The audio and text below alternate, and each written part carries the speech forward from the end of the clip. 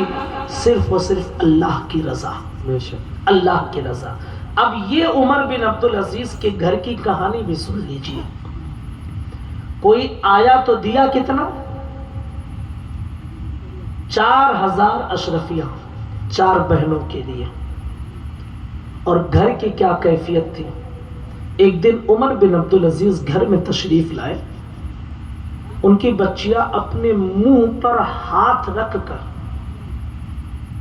اپنے والد عمر بن عبدالعزیز سے ملاقات کرنے کے لیے آئیں۔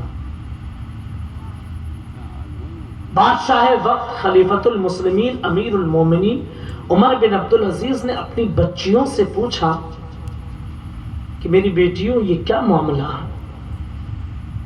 میں تمہارا باپ ہوں، آج تک کبھی تم نے ایسی ملاقات نہ کی ہے، آج منہ پر ہاتھ رکھ کر ملاقات کر رہی ہو، کیا معاملہ ہے؟ جب اتنا پوچھا تو عمر بن عبدالعزیز کی بیوی آگے بڑھتی ہیں اور کہتی ہیں آج 3 دن ہو چکے ہیں ان بچیوں نے پیاز اور روٹی کے علاوہ کچھ نہیں کھایا ہے، پیاز اور روٹی کے علاوہ کچھ نہیں کھایا ہے، اور پیاز کھانے کی وجہ سے منہ میں ہلکی سی اسمیل بدبو آ رہی ہے، اور اس بدبو کی وجہ سے آپ کو تکلیف نہ ہو اس لیے منہ پر ہاتھ رکھ کر بات کر رہی ہیں۔ عمر بن عبدالعزیز نے جب اپنی بیوی کی زبان سے یہ بات سنی کہ 3 دن سے پیاز اور روٹی کھا کر بچیاں زندگی گزارا کر رہی ہیں، ہمارے اور آپ کے جیسے اگر کوئی لوگ ہوتے تو شاید الٹے قدم پلٹ جاتے، ایک بکرا ذبح کرواتے اور لا کر گھر پر دیتے، پکاؤ کھاؤ جی بھر کے کھاؤ۔ لیکن عمر بن عبدالعزیز نے کیا پیغام دیا اپنی بیوی کو اور اپنی بچیوں کو؟ ارشاد فرمایا کہ تمہاری زبان پر شکایت کیسے آئی؟ کیا تم جانتی ہو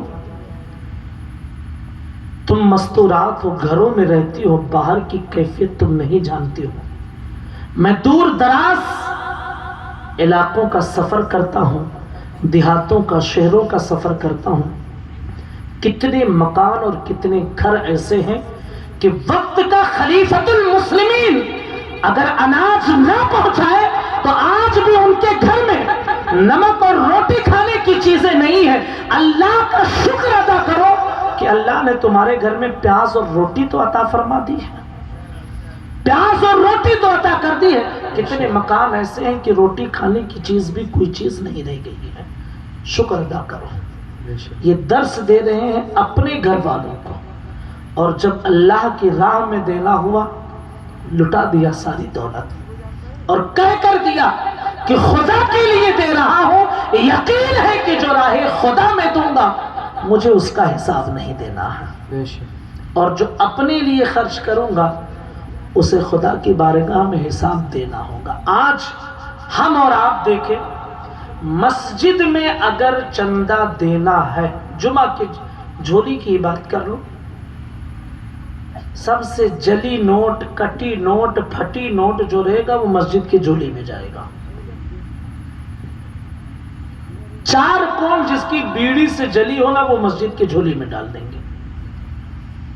کوئی گٹکا اور چائے والا جب اس نوٹ کو نہیں لیتا ہے، ریجیکٹ کر دیتا ہے، تو ہم مسجد میں ڈال دیتے ہیں، جاؤ امام صاحب کی تنخواہ ہو جائے گی۔ اور پھر کمیٹی والے بھی اسی کو جوڑ جاڑ کے پکڑا دیے، لکھ لیں اب وہ تو پھنسے، امام صاحب کی کہاں لے جاؤں چلانے سے۔ اگر کہہ دے تو پھر گاؤں سماج ٹرسٹی سب یہ کہتے ہیں بڑا سیکھی آئے گا امام صاحب کے۔ جانتے ہو ایک صحابی رسول تھے، حضور کی بارگاہ میں صدقہ بھیجا انہوں نے، تو ان کی جو سب سے کمزور اونٹنی تھی اسے صدقے میں دے دیا۔ اللہ کے رسول صلی اللہ علیہ وسلم کی بارگاہ میں جب اس کمزور اونٹنی کو پیش کیا گیا تو حضور نے پوچھا کہ یہ کس نے بھیجا ہے؟ تو بتایا گیا کہ فلاں صحابی نے بھیجا ہے۔ انہیں بلوایا اور پوچھا کہ کیا وجہ تھی؟ تو کہا کمزور ہے۔ تو اللہ کے رسول نے ارشاد فرمایا راہ خدا میں تم جتنی اچھی چیز دو گے اللہ رب العزت بدلے میں اتنی اچھی چیز عطا فرمائے گا، اور راہ خدا میں اگر کمزور چیز دو گے تو خدا کی بارگاہ سے کمزور چیز کی امید رکھو۔ نعرہ تکبیر، نعرہ